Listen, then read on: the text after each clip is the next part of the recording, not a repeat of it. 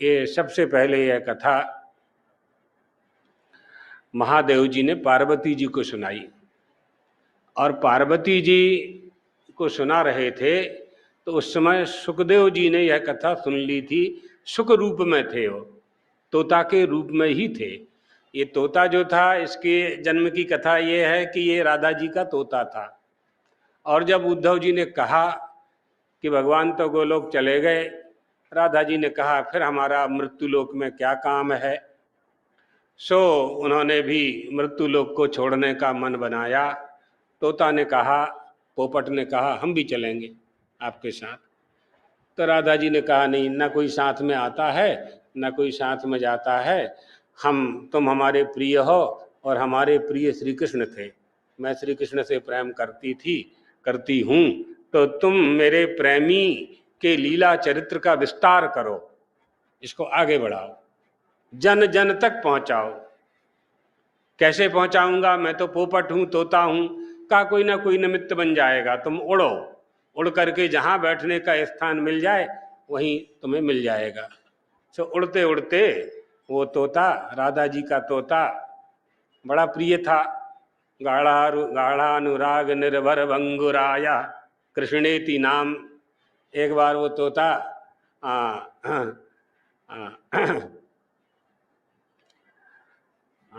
वत्स कृष्णम पठ, वत्स कृष्णम पठ, वत्स कृष्णम पठ, ऐसा बोलता था।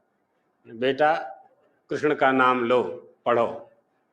बोलता बोलता एक दिन राधा जी के हाथ से, कंधे यहाँ बैठा रहता था राधा जी के, निकल करके श्री कृष्ण के पास पहुंच गया। श्री कृष्ण ने कहा, बुलाया, इधर आओ, क्या पढ़ते हो?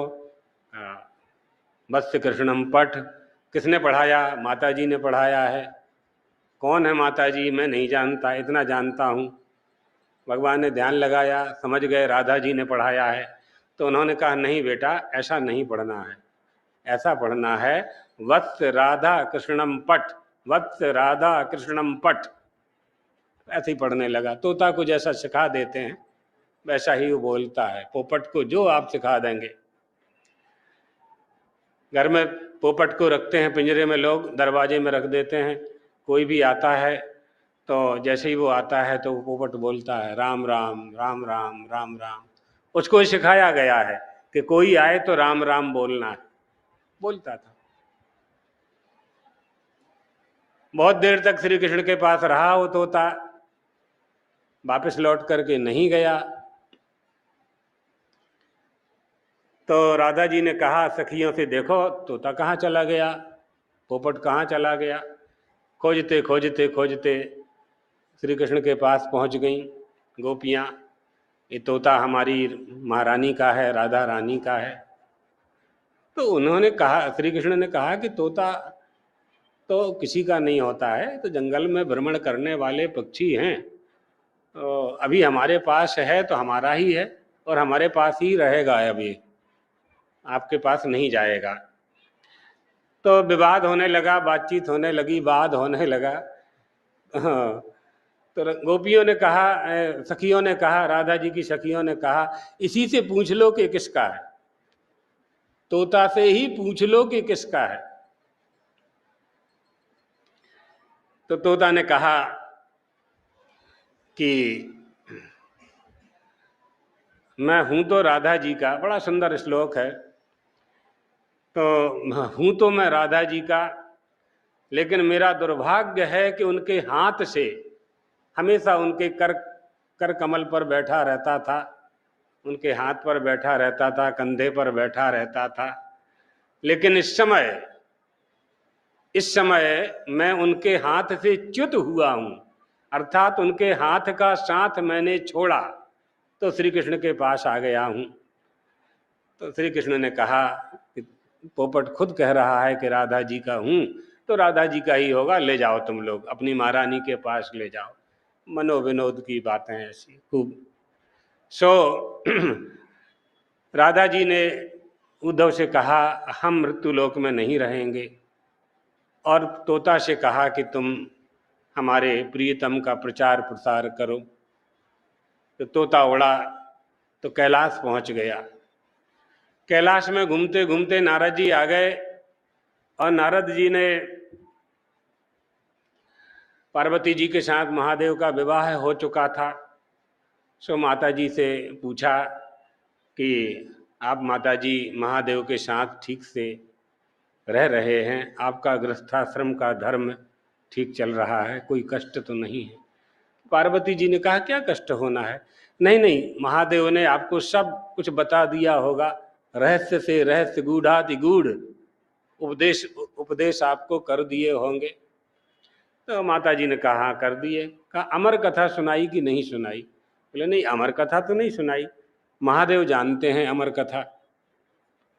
तो पार्वती जी तुरंत, महादेव जी की गुफा के अंदर ही महल था, कैलाश में बहुत बड़ी गुफा थी, उसी में महल था, महादेव के पास पहुंच गई नाराज होकर के कि आपने कहा था कि मैंने तुम्हें गूढ़ से गूढ़ अर्थ बता दिए हैं, तो आपने हमको अमर कथा नहीं सुनाई।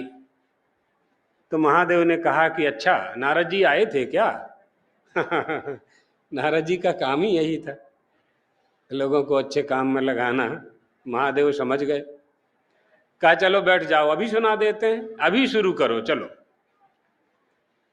पार्वती जी को सामने बैठा लिया, कहा कि आपको हमेशा हुंकार भरना पड़ेगी, हाँ हाँ हाँ ये कहना पड़ेगा। तो माता जी ने कहा ठीक है, तथैव, ऐसा ही होगा, जैसा आप चाहते हैं वैसा ही होगा। देवादिदेव महादेव श्रवण कराने लगे, प्रारंभ से लेकर के अंत तक श्रीमद् भागवत का पूरा उपदेश उन्होंने कर दिया। माता जी को बीच में नींद आ गई, आलस्य। सत्संग में लोगों को प्रायः आलस्य आ जाता है, भागवत कथा में आलस्य आ जाता है। तो पार्वती जी को, माता जी को नींद आ गई, लेकिन हुंकार कोई देता रहा है, हाँ हाँ हूं कोई करता रहा। तो महादेव तो आंख बंद करके श्रवण करा रहे थे, श्रवण की विधि है, विधि का पालन कर रहे थे।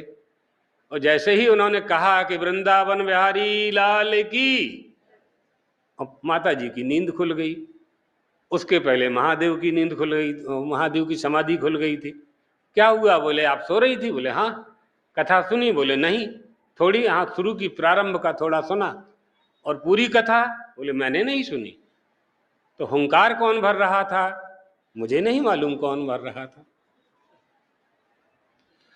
महादेव बाहर आए, देखा तो एक छोटे से झाड़ के तना पर एक तोता बैठा हुआ है और उसने पूरी कथा सुन ली है। पोपट को बैठा हुआ देख करके उन्होंने कहा कि तो अनधिकारी ने कथा श्रवण कर ली। अब यहाँ अधिकार और अनधिकार इसका विवेचन है, अभी उस पर हम नहीं जाते हैं। तो महादेव ने त्रिशूल निकाला और तोता ने देखा पोपट ने कि तो हमें मारेंगे, तो उड़ पड़ा, वो उड़ा तो चला। अब त्रिशूल छोड़ दिया महादेव ने, आगे आगे पोपट, पीछे पीछे उनका त्रिशूल, चला जा रहा था, चला जा रहा था।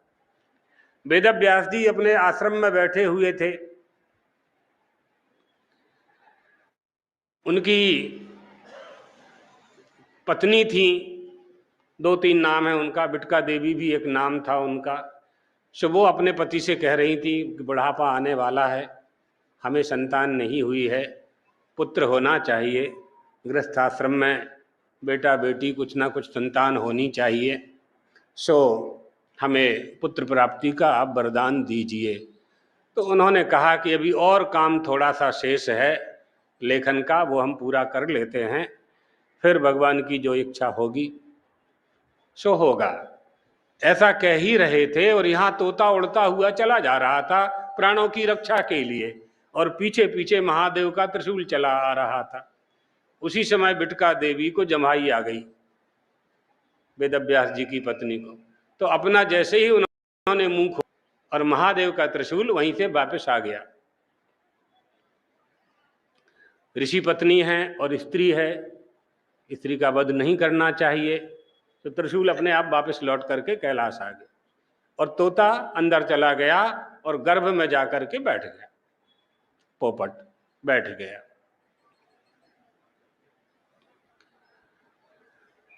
एक साल हो गया, बाहर निकले ही नहीं। 2 साल हो गए, 3 साल हो गए। वेद व्यास जी ने कहा, माता जी ने कहा, बेटा बाहर निकलो, बाहर निकलो। कहा नहीं, मैं बाहर नहीं आऊँगा। बाहर आऊँगा तो संसार की माया, जगदीश्वर की माया, जगत के रूप में जो फैल गई है पूरे मृत्यु लोक में, पृथ्वी लोक में, वो मुझे व्याप्त कर लेगी। इसलिए मैं बाहर नहीं निकलूँगा।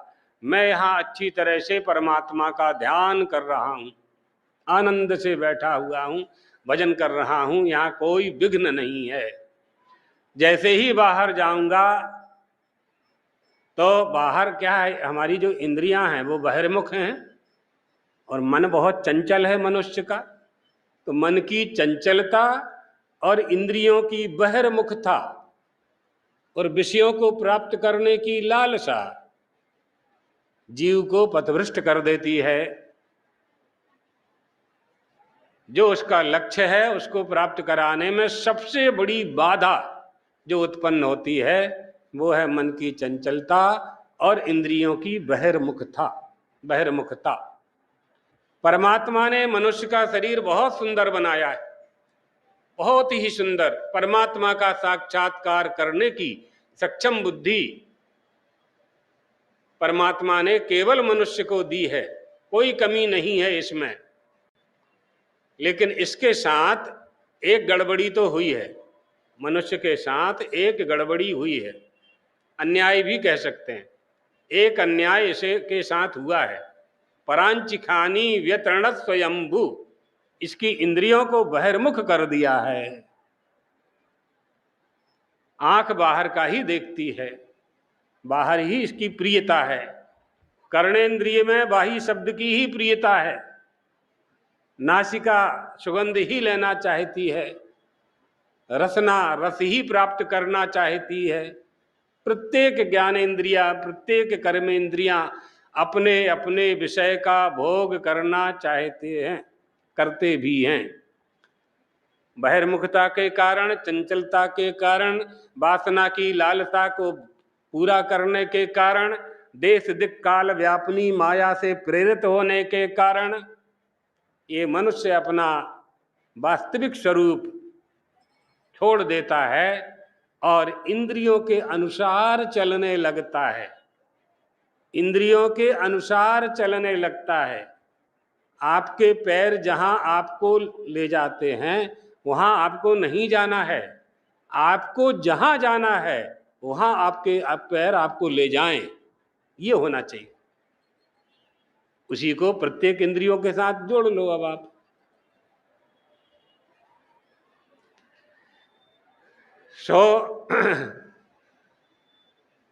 सुखदेव जी ने जो अंदर बैठा हुआ था शुक पोपट, उसने कहा कि मैं बाहर निकलूंगा तो माया से प्रेरित, माया का जाल, प्रकृति मुझे अपने जाल में, बंधन में डाल देंगे।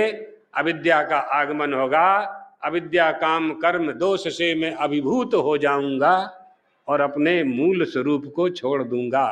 तो मैं बाहर नहीं निकलूंगा, नहीं निकलूंगा। अरे बेटा कब तक रहोगे गर्भ में? गर्भ हमेशा रहने के लिए तो नहीं निर्माण हुआ है गर्भ का। कब तक माँ गर्भ में रखेगी आपको? आओ माता पिता को सुख प्रदान करो। माता पिता हैं,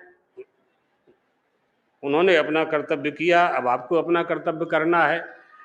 तो सुखदेव जी ने कहा यदि मुझे बाहर आया हुआ आप देखना चाहते हैं और आप ये चाहते हैं कि हम आप दोनों का, माता पिता का दर्शन करें, तो यदि महादेव हमको गर्भ में ही मंत्र दीक्षा दे दें, उपदेश कर दें और अर्थात वचन दे दें कि अविद्या और माया का आक्रमण हमारे ऊपर नहीं होगा, उनका प्रभाव हम पर नहीं पड़ेगा, तो हम बाहर आते हैं।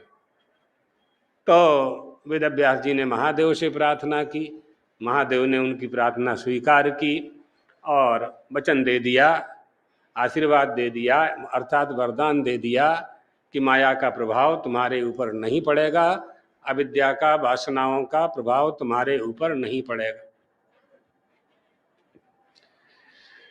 सो सुखदेव जी तुरंत प्रकट हो गए, और जैसे ही प्रकट हुए और चल दिए। 16 साल हो गए थे, कुछ लोग कहते हैं 14 साल, कुछ लोग 16 साल। तो 16 साल के हो गए थे। 16 वर्षीय सुखदेव जी महाराज बिल्कुल दिगंबर, बिना वस्त्र के, जैसे उनका जन्म हुआ था, जैसे प्रकट हुए थे, वो वैसे ही निकल पड़े। यही हमारा मूल स्वरूप है, और मूल स्वरूप भी यही है। उसके बाद जितना है वो सब जवनिका है, पर्दा है, आवरण है, आरोपित है, उपाधियां हैं। हमको वैसा बनाया गया है या हम बन गए हैं।